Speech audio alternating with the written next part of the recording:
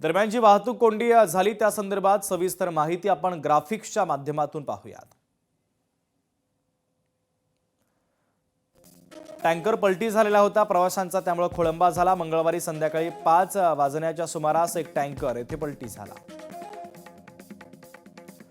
Tanker उलटल्यावर त्यातून वायू गळती सुरू झाली।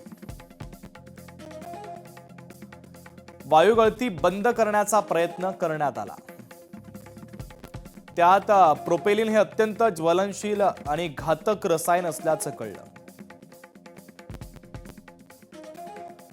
प्रोपेलिनमुळे मोठी दुर्घटना घडण्याची शक्यता होती।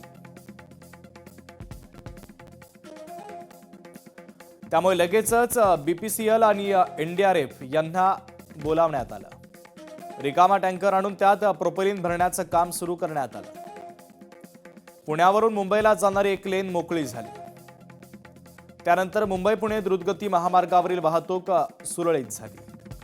तब्बल 25 तासांपेक्षा अधिक वेळ प्रवाशांचा खोळंबा झालेला होता।